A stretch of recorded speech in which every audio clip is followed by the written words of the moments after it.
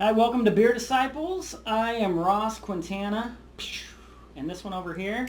And I'm Josh Johnson. That's right. And today we are going to be, let's dig in the little friage.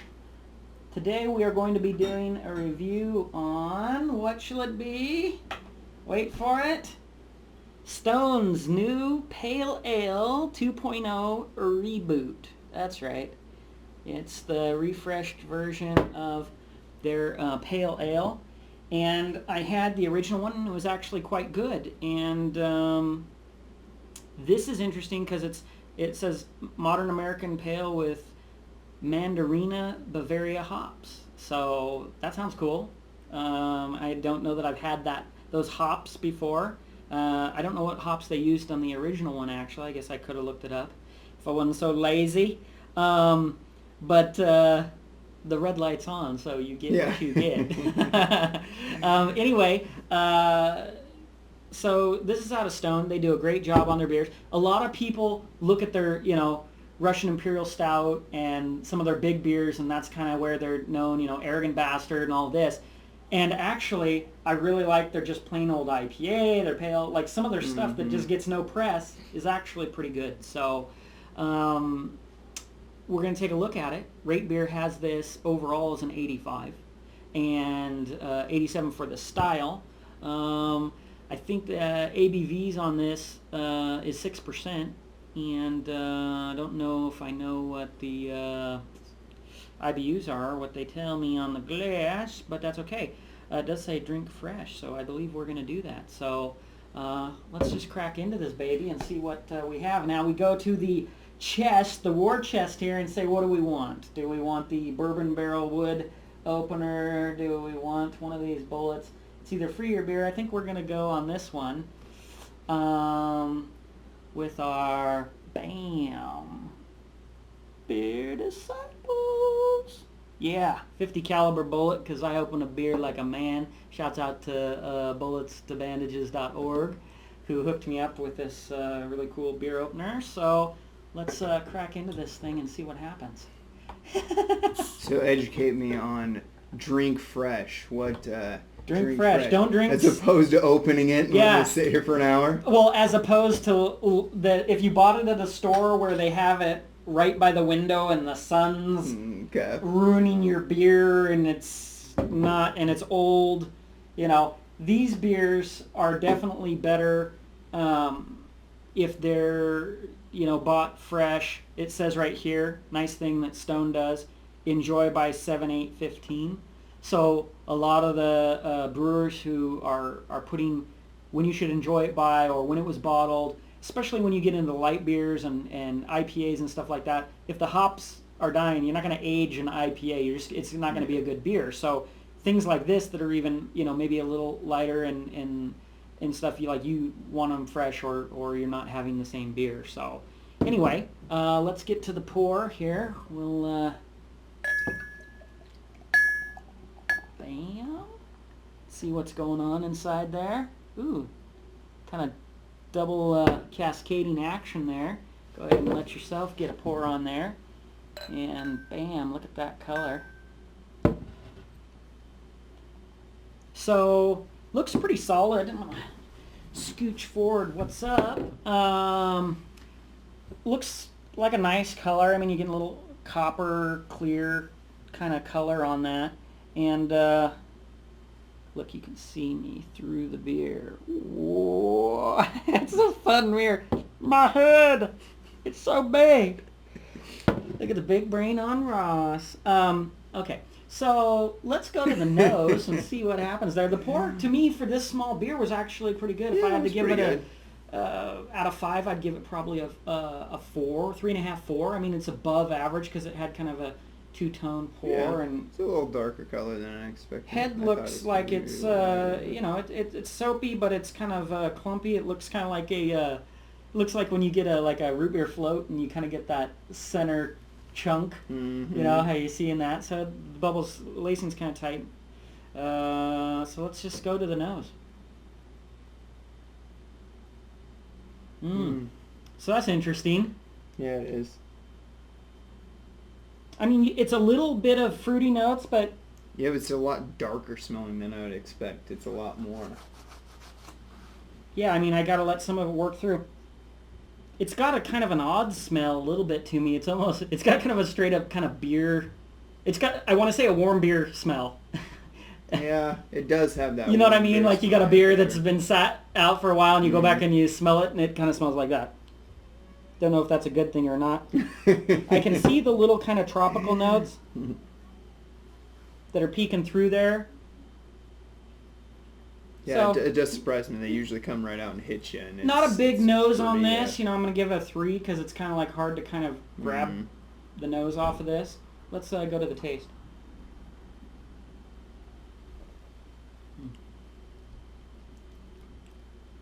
Boy, that's smooth. That's one thing I'll give it. That's interesting. And again, I haven't had these hops, so, you know, to nail down like, like a lot of hops I can kind of find in the beer and I can be like, oh, this is, you know, Centennial or this is Cascade. For me, I haven't really had these hops, or maybe I have and I didn't know it, but it's an interesting... Mandarina Bavaria hops. I see where they're sitting on the palate. They're kind of sitting in there in that, almost like just an Amarillo hop with just a hint of pine, where it's almost this light kind of, I wouldn't say fruity, but it almost tastes like a honey beer, you know, where it's got that smooth character, and the hops are really kind of light, and then you get a little bit of that tinge, just a hint of pininess. It's almost a citrus pininess. Like, I wouldn't go so far as to say grapefruit, but it's like if you were to boil it down to a very light, you get like a hint of pine, hint of grapefruit. You know, it's very light. That's right. Very. Were you trying to do that? If you were trying to get very light, is 2.0 mean light beer? Yeah, exactly. No, I mean, I'm not going to say it that much because it does have some flavor, and I've had beers that... Yeah, it has flavor. I mean, it's... Actually, the biggest flavor is in the aftertaste. You notice that? Mm-hmm. And it's not bad because it's actually got a little bit of the sugars in the sense that the malt body kind of sits there and doesn't make it to where it goes bitter or anything like that. It kind of is like almost an orange peel, you know, lemon kind of zest type in the way that it finished.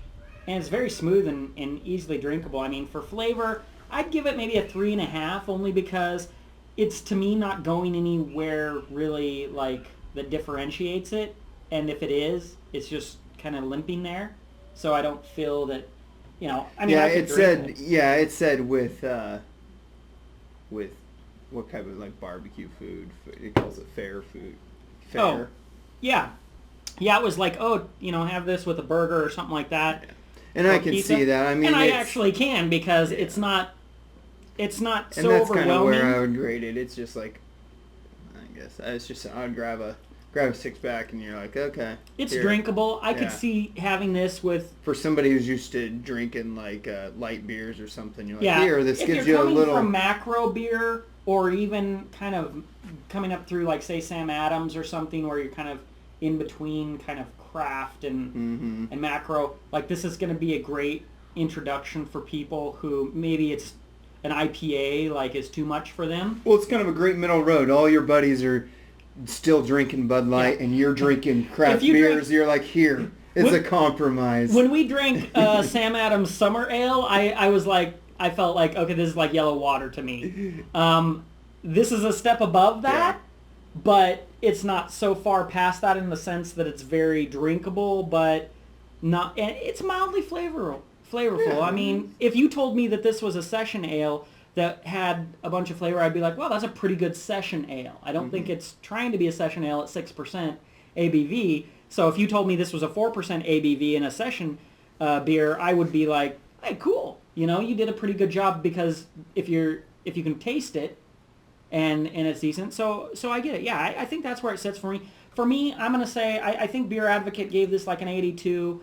For me, out of 100, I'm going to have to say like maybe in the more 78, 79 range. For the style, I would probably go higher and give it like an 82-ish, 83. And I would say, some of the other beers in this category are going to be like Dale's Pale.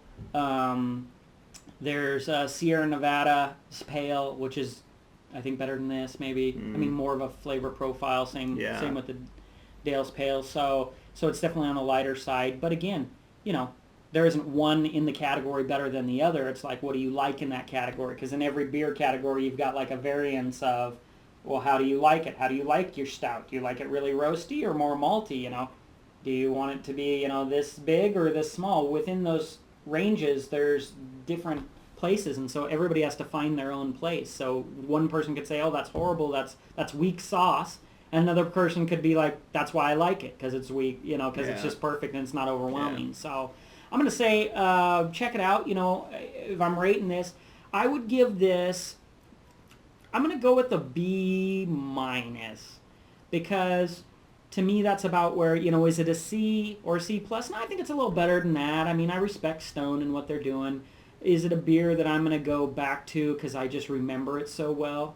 Probably not. Yeah, I guess in its category I'd say B-, but overall, for me, you don't necessarily know me, but me, I'd say C+. You don't know me?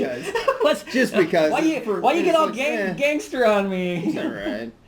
Yeah. As far as for my overall, this would be, lower in the 70s because I'm not going to go buy this. Yeah. Like, there's so many other beers that I would rather buy than this if it's like from all styles, because I'm probably not reaching. Yeah, I'm not writing a bad review review about it, but I'm definitely not writing a blog about it. So it's well, there you have it. Bam. So check us out on the Twitters, beer_disciples, and you can email us at thebeerdisciples@gmail.com. And check out our website at BeerDisciples.com, which I'm going to be redoing because I'm so lazy and it, I've learned a lot more and it kind of looks to me like it sucks now. And so my web development skills have gone beyond that. Anyway, and reach out to us. You want to send us beer mail? Hit us up on the subscribe, comment if you've had this, what you think about the reboot. I just recently had the reboot of Bitter American from 21st Amendment, and now they have Down to Earth, and Bitter American was one of my favorite session beers, and this one is okay, but not nearly as good. So 21st Amendment, if you're listening, bring back the Bitter American. The only thing I thought that they did good about that was changing the name, because Bitter American, I got it. It was about the chimp they sent in space, so he's a Bitter American that he got sent out, but from a beer product, people would think, oh, that's a bitter beer, which they generally don't like, so I think that probably hurt sales. And so maybe they redid it thinking it was something wrong with the beer. It was just the marketing guys. I'm a marketing guy professionally, so I can just tell you, change the name, don't change the beer. That was an awesome beer. That was like my favorite session beer. So they're American chimps. What's that? All right, so check us out. If you don't, you're lost, dude, or dudette, and we'll see you on the next review. See ya. Yeah. Cheers.